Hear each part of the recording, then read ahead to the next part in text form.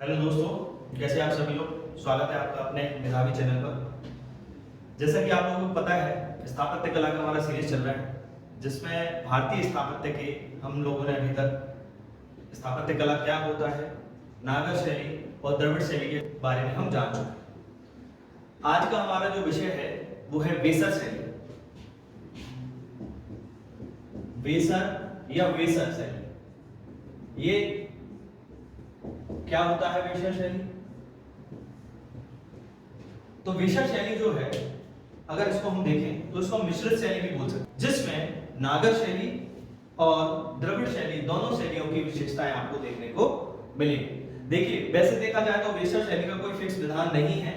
आपको अलग अलग जगह पर इसके अलग अलग तरीके देखने को मिल जाएंगे। वेसर शैली के जो मंदिर बनाना शुरू किया वो बादामी के चालुक्य शासकों ने वेसर शैली के मंदिर बनाना शुरू किए। इन मंदिरों की विशेषता यही थी कि इन मंदिरों में आपको चाहे उत्तर भारत और दक्षिण भारत दोनों की मंदिरों की विशेषताएं देखने को आपको इसमें मिलती है।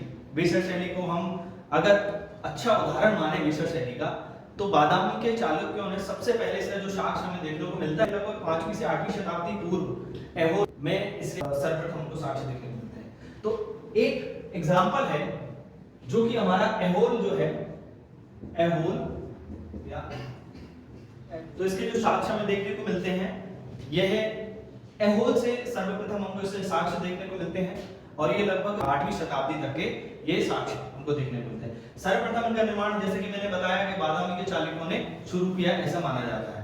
तो हम इसका एक उदाहरण लेते हैं और इस उदाहरण के माध्यम से हम देखते हैं, चूंकि मैंने अभी आपको एक बात और बोला था कि इसके एग्जाम्पल आपको एक जगह नहीं मिलेंगे, हम इसके 2-3 एग्जाम्पल देखेंगे जिससे आपको स्पष्ट होगा।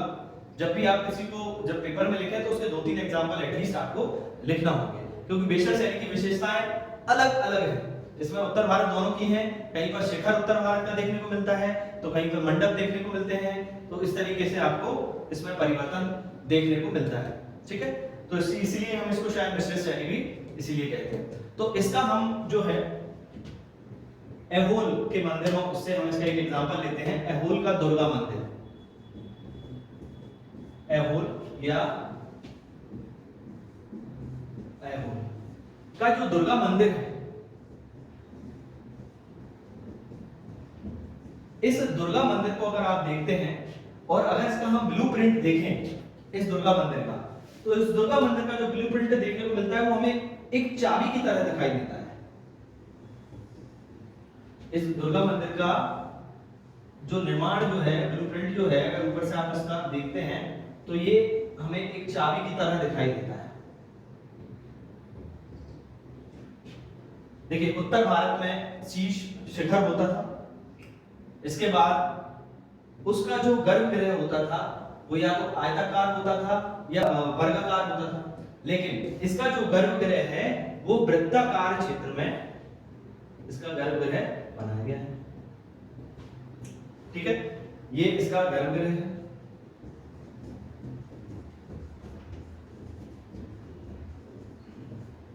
इसके बाद जो बीच में ये क्षेत्र देखने को मिल रहा है इसको हम बोलते हैं मंडप। देखिए, शिखर देखने को मिलता है जो कि हमें सभी शैलियों में देखने को मिलता है, फिर मंडप देखने को मिलता है जो चाहे नागर शैली हो चाहे द्रविड़ शैली हो, दोनों मिलता है। इसका जो शिखर है और इसका जो मंडप है, मंडप भी इसका द्रविड़ शैली का मंदिर है, मंडप है, और जो शिखर है वो आपका शिखर कैसा दिखाई देता है, इसको आपके उत्तर भारत की शैली या नागर शैली का आपको देखने को मिलता है। मंडप जो है ये बीच में, इसमें कोई शिखर नहीं है, शिखर विहीन मंडप है। और ये शिखर विहीन मंडप जो है वो उत्तर भारत की, दक्षिण भारत की विशेषता है या द्रविड़ शैली की ये विशेषता हमको देखने को मिलती है। इसमें 3 तरफ से सोपान है, इसमें हमको 3 तरफ से सीढ़ियां देखने को मिलती हैं या 3 तरफ से सोपान देखने को मिलता है। यह विशेषता आपकी किसकी है? वेसर शैली की विशेषता है।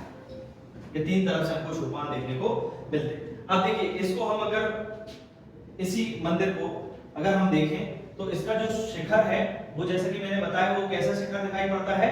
उत्तर भारत के शिखरों जैसा दिखाई पड़ता है।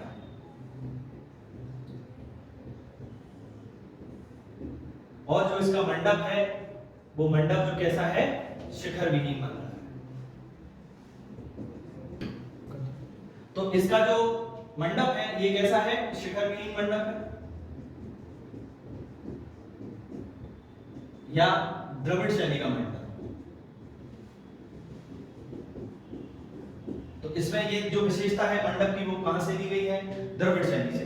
और ये जो मंदिर है, जो रैखिक मंदिर हमने देखा था कि दो तरीके के मंदिर जो है वो बनाए गए थे नागर शैली में, दो तरीके के शिखर होते थे। उसमें जो शिखर पाया जाता है वो पाया जाता है कैसा, रैखिक शिखर इसमें पाया जाता है। तो ये कैसी हमारी उत्तर भारत या नागर शैली के शिखरों की विशेषता हमको देखने को इसमें मिलती है।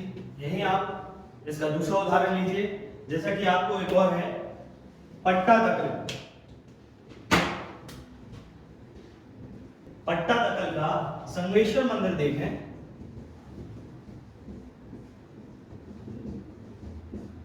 पट्टादकल के संगमेश्वर मंदिर की क्या विशेषता है, तो देखिए इस मंदिर की एक विशेषता है कि जैसे ये अगर इसका ब्लूप्रिंट देखें हम तो इसमें क्या होता है कि इसमें शिखर जो है आपको इस मंदिर का वो कैसा देखने को मिलता है, शिखर है द्रविड़ शैली का देखने को मिलता है। द्रविड़ शैली या दक्षिण भारतीय शैली के शिखर देखने को मिलते हैं। और यहीं अगर इसका मंडप देखने को मिले, इसमें अगर हम आप मंडप देखते हैं तो मंडप जो है वो आपके कैसे दिखाई देते हैं, नागर शैली के मंडप दिखाई देते हैं।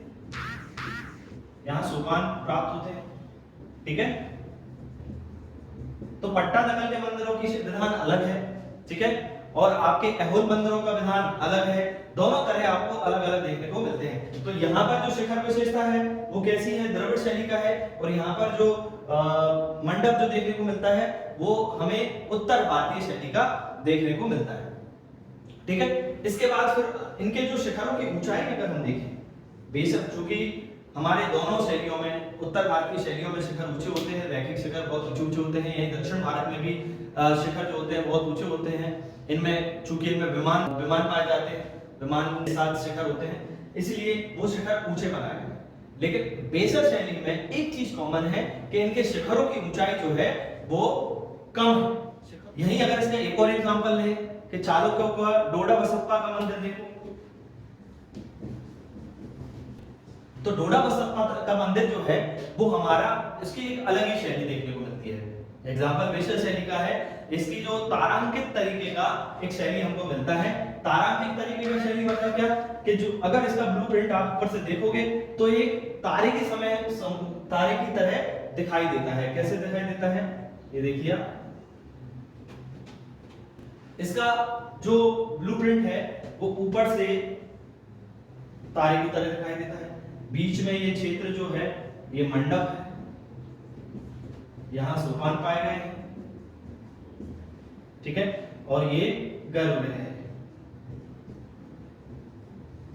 या देवल या देवता का मंदिर इसको बोलते हैं। चूंकि इसका जो अगर आप देखोगे कि शिखर है वो द्रविड़ से आपके उत्तर भारत की शैली का देखने को मिलता है, ठीक है।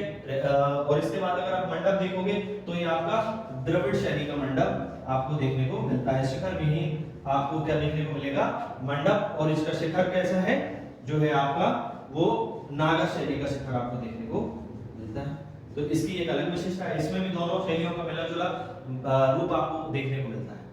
इसके बाद अगर आप एक और देखें कि सोमनाथपुरा का, इसकी एक अलग विशेषता है।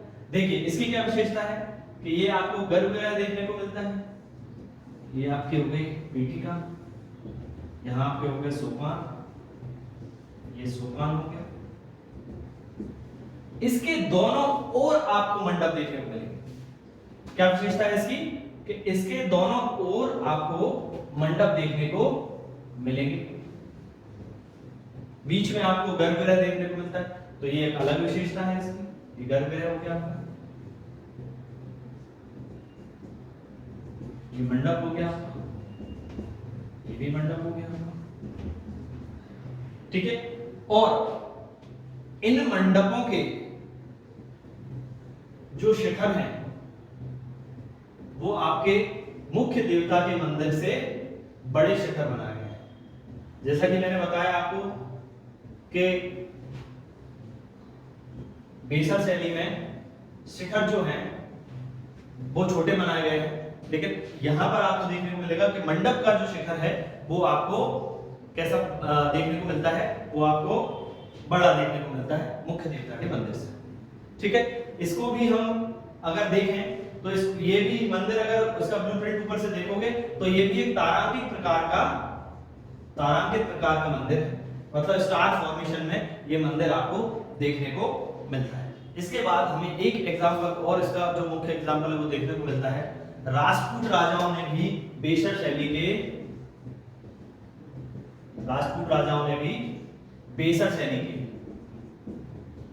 जो मंदिर बनवाए हैं उनमें एक मुख्य मंदिर है, वो है आपका एलोरा का मंदिर। ठीक है, एलोरा के मंदिरों की क्या विशेषता है? ये मंदिर एक ही पत्थर को काटकर पूरी तरीके से एक मंदिर को बनाया गया। एक मोनोलिथिक चट्टान जो थी, एक पत्थर था, उसको काटकर बनाया गया। और क्या विशेषता है इसकी? तो ये जो है अधिकतर आप लोगों ने देखा होगा कि मंदिर कैसे बनाए जाते हैं, या कोई भी भवन या कोई संरचना कैसे बनाई जाती है, नीचे से ऊपर की ओर बनाई जाती है। ये मंदिर जो है वो ऊपर से नीचे की ओर बनाया गया है। ये मंदिर कहाँ बनाया गया है?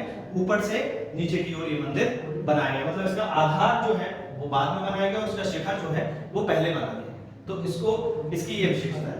ठीक है, इसका अगर आप देखो इस मंदिर की, तो इस मंदिर की जो शैली है एक मुख्य मंदिर है, और इसके आसपास जो है इनके छोटे छोटे मंदिर और आपको देखने को मिलेंगे। ये हो गया आपका मुख्य मंदिर। इसके बाद ये उनके गण, ठीक है, देवताओं के गण के मंदिर जो है, या इनसे कम प्रभाव वाले देवताओं के मंदिर आपको देखने को मिलेगी। यह विशेषता आपको नागर शैली के मंदिरों में देखने को मिलती है। यह विशेषता आपको नागर, इसको हम पंचायतन शैली भी कहते हैं। इस शैली को क्या बोलते हैं हम? पंचायतन शैली भी बोलते हैं।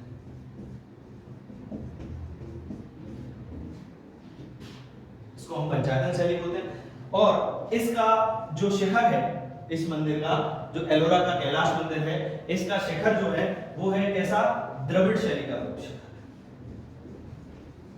इसका शिखर कैसा देखने को मिलता है हमको? द्रविड़ शैली का शिखर देखने को मिलता है। मतलब क्या है इसका? मतलब इसके शिखर में कैसा विमान जो है वो हमें देखने को मिलती है। दक्षिण भारत की जो शैली है इसमें विमान देखने को मिलते हैं। यहीं अगर आप एक और चीज देखें, यहीं अगर आप विजयनगर साम्राज्य का देखें,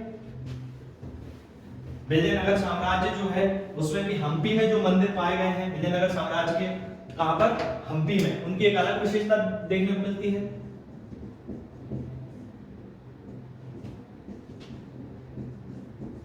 इन मंदिरों में क्या देखने को मिलता है? चूंकि इन मंदिरों में एक मुख्य मंदिर देखने को मिलता है, इसके बाद वो मंदिर जो होता है उसका साइज क्या होता है? छोटा होता है। मंदिरों को छोटा बनाया गया, लेकिन उनका जो क्षेत्र था आसपास का वो उन्होंने बढ़ा लिया है, और यहाँ पर कम प्रभाव वाले देवता की मूर्तियां उन्होंने बनाई है।